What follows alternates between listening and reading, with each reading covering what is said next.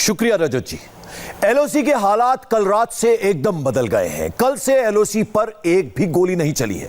Pakistani DGMO ने phone करके भारतीय सेना से वादा किया है अब पाकिस्तान सीज फायर का उल्लंघन नहीं करेगा। पाकिस्तान में बहुत तेजी से बहुत बड़ा बदलाव आने वाला है क्योंकि अब इमरान खान बाजवा को 100% लगने लगा है। उनका डर सच हो सकता है। एलओसी पर बदले हालात और पाकिस्तान के अंदर के माहौल पर हमने ये रिपोर्ट तैयार की है।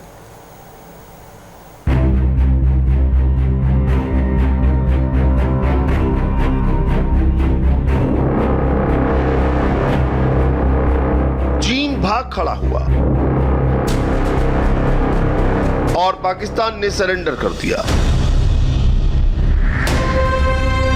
इस्लामाबाद में बाजवा ऑफिस से हॉटलाइन एक्टिव हुई और फ्लैशबैक में पाकिस्तान को 18 साल पहले का समझौता याद दिलाया गया। ये हॉटलाइन कॉन्टैक्ट एक एग्जिस्टिंग मैकेनिज्म है जो पहले से एग्जिस्ट करता है। It was established back in 1987 और इसके तहत एक regularly military to military contact रहता है। डीजीएमओज आपस में एक तयशुदा शेड्यूल के मुताबिक इस हॉटलाइन पे राब्ता करते हैं, राब्ते में रहते हैं और अगर कोई बीच में किसी किस्म की कोई इमरजेंसी कांटेक्ट भी करना पड़ जाए तो इसी हॉटलाइन के थ्रू वो कांटेक्ट किया जाता है। एज फार एज जो आपने कहा कि जो मुआहदा है या अभी क्या हुआ है, आज जिस बारे में हमने ये प्रेस रिलीज भी किया, ये एक एग्जिस्टिंग अंडरस्टैंडिंग थी 2003 में जब सीज फायर को बहुत स्ट्रिक्टली इम्प्लीमेंट किया गया था। सो वो सस्टेन किया बहुत अरसा तक, बट 2014 ऑनवर्ड फिर इसमें स्पाइक आ गई सीज फायर वायलेशंस में और जो अभी तक चल रही है। Now it has been decided कि इसको उस मैकेनिज्म को, उस अंडरस्टैंडिंग को जो 2003 में हुई थी उसको दोबारा से लेटर एंड स्पिरिट में इम्प्लीमेंट किया जाए। खुल्लम खुल्ला पाकिस्तानी पब्लिक कह रही है हिंदुस्तान से पाकिस्तान लड़ नहीं सकता। एलएसी पर चीन भारत से हार गया तो फिर एलओसी पर पाकिस्तान की क्या हैसियत है? इस फेस ऑफ के हवाले से आपको क्या लगता है, चाइना इंडिया पे भारी रहा है या इंडिया चाइना पे भारी रहा है? आपको क्या लगता है? ऑफ कोर्स मेरे ख्याल से इंडिया ही रहा है क्योंकि यूएस की भी आप देखें तो उसने ऑफ कोर्स इंडिया की काफ़ी साइड ली है और बाकी जो उनके ट्रूप्स थे जहाँ वो फायरिंग वगैरह हुई है वहाँ पे भी ज़्यादा मेरे ख्याल से डैमेज हुआ है चाइना को ही हुआ है। उनके सोल्जर्स मारे गए हैं, उनके ट्रूप्स काफ़ी ज़ख्मी भी हुए हैं। नहीं, इसमें यह है कि इंडिया का स्टांस ज़्यादा अच्छा था इंटरनेशनल लेवल पे चाइना के साथ, क्योंकि इंडिया को अमेरिका भी सपोर्ट कर रहा है और दूसरी कंट्री सपोर्ट कर रही है, जबकि चाइना को इस तरह इंटरनेशनल शायद इतनी सपोर्ट नहीं है उसमें।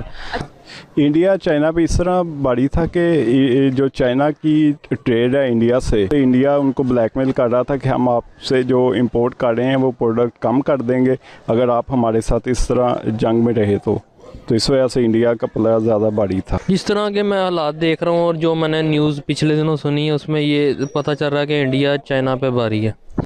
इंडिया जो है वो ऑब्वियसली चाइना पे ज़्यादा भारी था। वो तो इस टाइम आप देखा जाए तो वो ओवरऑल पूरी दुनिया पे ही जो है वो इस टाइम अपना आप कहने अपनी एक साख बना रहा है, अपने आप को कवर कर रहा है। इसने इवन अमेरिका तक से जो है वो प्रॉपरली टक्कर ली हुई है। हाँ ठीक है, इंडिया चाइना में भारी था बट उन्होंने भी टफ टाइम ही दिया चाइना वालों ने जिस तरह है। तो इंडिया जो है ना देखने में ये लग रहा है कि इंडिया जो है ना डेफिनेटली जो है ना वो भारी लग रहा था मुझे तो चाइना के मुकाबले में, जिस तरह मीडिया पे जो बात चलती रही है उस वजह से। इंडिया की क्योंकि पावर ज़्यादा है तो इसलिए वो चाइना के ऊपर जो था वो ज़्यादा भारी था। पाकिस्तान को सबसे ज्यादा इस बात का ताज्जुब लग रहा है एलएसी पर भारत से शिकस्त खाने के बावजूद चीन के राष्ट्रपति भारत कैसे आ सकते हैं। अब जनाब वो ब्रिक्स जो है वो अचानक इनसे जिंदा हो गई है। अच्छा, अब मुझे बताएं कि 2003 और 2021 में क्या फ़र्क है? फ़र्क ये है कि चाइना की और इंडिया की लड़ाई हो रही है। इंटरेस्टिंग बात यह है कि इंडियन मीडिया ये कह रहा है, इंडिया टुडे, कि चाइनाज प्रेसिडेंट शी जिनपिंग में विजिट इंडिया। अच्छा, बड़े साहब इंडिया तशरीफ ला रहे हैं, ये कह रहा है इंडियन मीडिया। अच्छा, हिंदू ने भी यही कहा, हिंदू ने खबर लगाई चाइनीज प्रेसिडेंट शी जिनपिंग में विजिट इंडिया। शी जिनपिंग के हवाले से इंडियन मीडिया ये खबर दे रहे हैं। अच्छा, इंडियन मीडिया से मैंने लोगों से पूछा, मैंने कहा यार शी जिनपिंग खुद आ रहे हैं, यानी आपने ये खबर जो लिखी है देखिए ना, अब आप इसमें देखें मिसाल के तौर पे, अच्छा इंडियन मीडिया की ही फिर खबर को ब्लूमबर्ग ने उठा लिया। एलएसी पर जैसे भारतीय सेना ने पराक्रम दिखाया, चाइनीज सेना का गरूर चकनाचूर किया, उसके बाद पाकिस्तानी टीवी पर यही डिबेट हो रही है, कश्मीर तो आएगा नहीं, पीओके कहीं हाथ से ना चला जाए। भारत वो सारा काम जो इस्राइल ने 70 साल में किया था, भारत अगले 3 साल में मुकम्मल कर देगा। मगर जो बात कही जाती है कि तुमने जंग से बचने के लिए जिल्लत और रुसवाई का रास्ता अख्तियार किया, तब तुम्हारे नसीब में जंग भी है और जिल्लत भी। तो साफ बात मैं कर रहा हूं कि अब जो कुछ पाकिस्तान के साथ होगा इस हुकूमत के अहद इख्तिदार में होगा।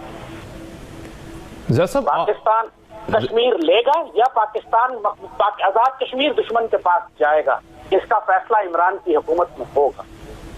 और जो इनके तेवर हैं, जो इनके हालात हैं, जो इनकी सूरत हाल है, जिस तरह की पैसिफिज्म है, जिस तरह का डिफेंसिव खौफजदा एटीट्यूड है इनका, मुझे खौफ है अल्लाह ना करे हम मुजफ्फराबाद हाथ के ना धो बैठे, क्योंकि नरेंद्र मोदी इस वक्त पूरी तरह एग्रेसिव होकर, खासतौर पर जो बाइडेन के आने के बाद इसराइल और अमेरिका पूरी तरह भारत की पुष्ट पर है कि पाकिस्तान के खिलाफ, पाकिस्तान की एटमी सलाहियत और एटमी ताकत को खत्म करने के लिए अभी नरेंद्र मोदी के भारतीय हिंदुत्व कुत्ते लॉन्च किए जाएंगे पाकिस्तान के खिलाफ।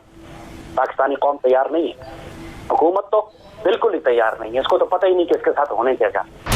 जिस वक्त चीन और भारत के बीच तनाव अपने चरम पर था, उस वक्त पाकिस्तान 2 फ्रंट वॉर की तैयारी कर रहा था। 2020 में पाकिस्तान की ओर से 5133 बार सीजफायर का उल्लंघन किया गया। इसमें सुरक्षा बलों के 46 जवान शहीद हुए, जबकि साल 2019 में सीजफायर उल्लंघन का आंकड़ा 3233 था। इस साल 29 जनवरी तक सीजफायर उल्लंघन की 299 घटनाएं हो चुकी हैं। पाकिस्तान कई साल से सीजफायर उल्लंघन के जरिए आतंकी घुसपैठ करा रहा है। हालांकि जब से भारतीय सेना को खुली छूट मिली है, वो पाकिस्तानी गोली का जवाब गोले से दे रही है। आतंकी ठिकानों पर पिन पॉइंट अटैक किया जा रहा है। और अब एलएसी में चीन की हालत देखने के बाद पाकिस्तानी जनरल बाजवा और इमरान खान को एक बात अच्छी तरह से समझ में आ गई, हिंदुस्तान को छेड़ोगे तो वो छोड़ेगा नहीं। पाकिस्तान ने कहा कि अब वो सीजफायर का उल्लंघन नहीं करेगा, एलएसी और बाकी सेक्टर्स पर गोलीबारी नहीं करेगा। ये समझौता 24-25 फरवरी की आधी रात से लागू हो गया। 2003 में जो दोनों सेनाओं में सहमति बनी थी, उसका पालन ईमानदारी से करेगा। एलओसी के दोनों तरफ 500 मीटर तक कोई निर्माण नहीं किया जाएगा।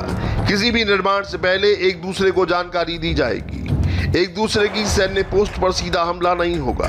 अगर एलएसी पर कोई विवाद होता है तो फ्लैग मीटिंग के जरिए सुलझाया जाएगा। ये तो दुनिया जानती है, पाकिस्तान पर कभी भरोसा नहीं किया जा सकता, क्योंकि पीठ पीछे वार करना पाकिस्तान की फितरत है। इमरान खान वही करते कहते हैं जो जनरल बाजवा का ऑर्डर होता है। ऐसे में पाकिस्तानी सेना ने यू टर्न क्यों लिया, ये जानना और इसके पीछे पाकिस्तान की रणनीति को समझना बेहद जरूरी है। लेकिन उससे पहले एक बार आप भारत पाकिस्तान के बीच बॉर्डर, एलओसी सबको मैप के जरिए समझिए। भारत और पाकिस्तान के बीच 3323 किलोमीटर लंबी जमीनी सरहद है। राजस्थान, गुजरात, पंजाब में इंटरनेशनल बॉर्डर में बीएसएफ तैनात है। जम्मू के कुछ हिस्सों में भी इंटरनेशनल बॉर्डर गुजरता है, जबकि इससे आगे 740 किलोमीटर एलओसी यानी नियंत्रण रेखा है, जहां पर भारतीय आर्मी मोर्चे पर है। यहीं पर पाकिस्तानी सेना सीजफायर का उल्लंघन करती है, आतंकी घुसपैठ कराती है। पाकिस्तान इतना अच्छी तरह से जानता है कि वो भारत से युद्ध कभी नहीं जीत सकता है, ना ही कश्मीर पर ऐसे कब्जा कर सकता है, जिसके बाद वो अब चाइनीज आंखों से कश्मीर का ख्वाब देख रहा था। लेकिन एलएसी पर जैसे चीन को भारत के सामने झुकना पड़ा और अपनी सेना को पीछे हटाने पर मजबूर हुआ, उसके बाद पाकिस्तानी सेना, इमरान सरकार और पाकिस्तानी आवाम भी मानती है भारतीय सेना को कोई नहीं हरा सकता है। आपको क्या लगता है कि इंडिया जो है वो मिलिट्री सुपर पावर बन गया है?